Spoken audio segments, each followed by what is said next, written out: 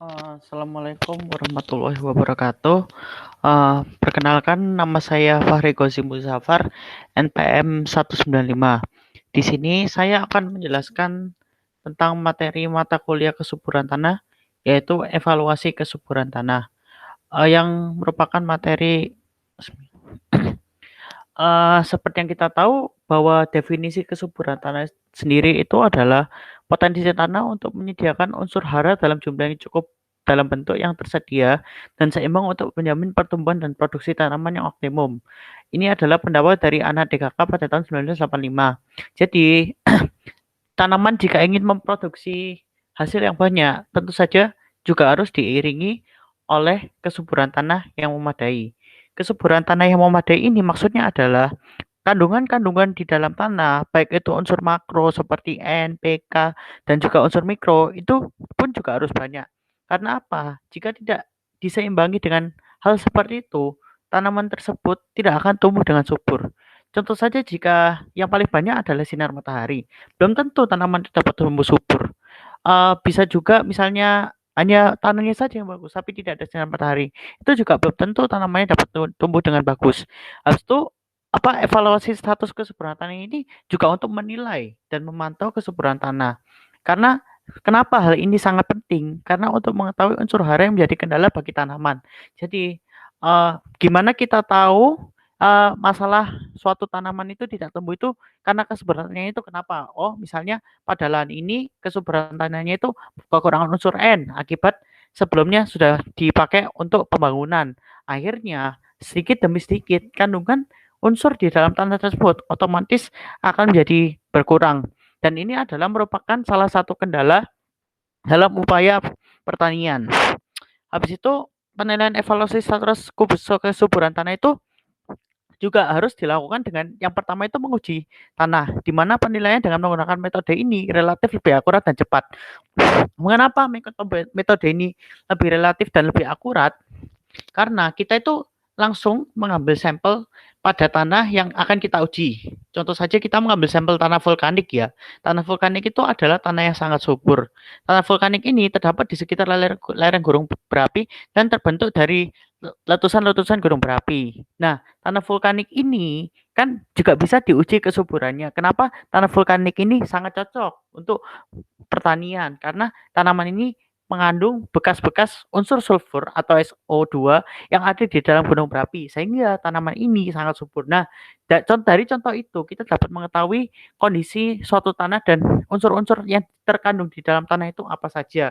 Habis itu sifat-sifat kimia tanah itu tidak lupa sebagai parameter kesuburan tanah.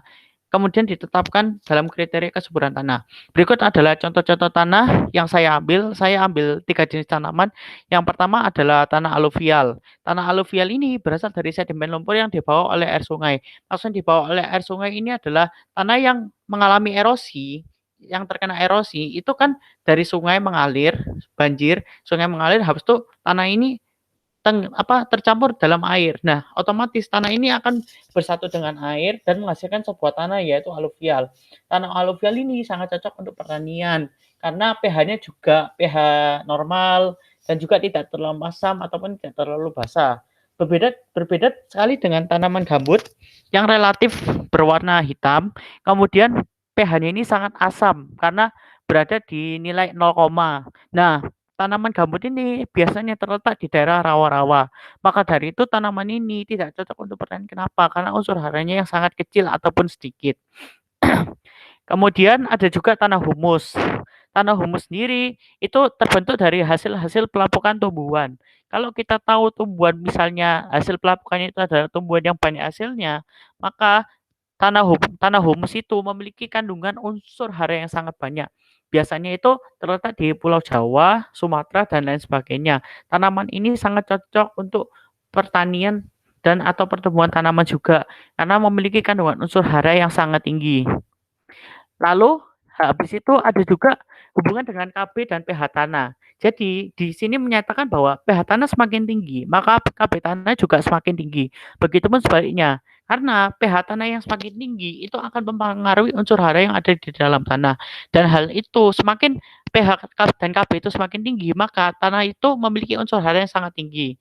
Kemudian untuk mengembalikan unsur-unsur hara yang sebelumnya hilang akibat kegiatan manusia dan lain sebagainya, itu juga dapat diberikan BO atau bahan organik, tidak hanya menambah unsur hara bagi tanaman, tetapi hal ini juga dapat menciptakan kondisi yang sesuai untuk tanaman dan memperbaiki aerasi atau pengairannya, mempermudah penetrasi akar, dan memperbaiki kapasitas menahan air, meningkatkan pH tanah, KTK, dan serapan hara.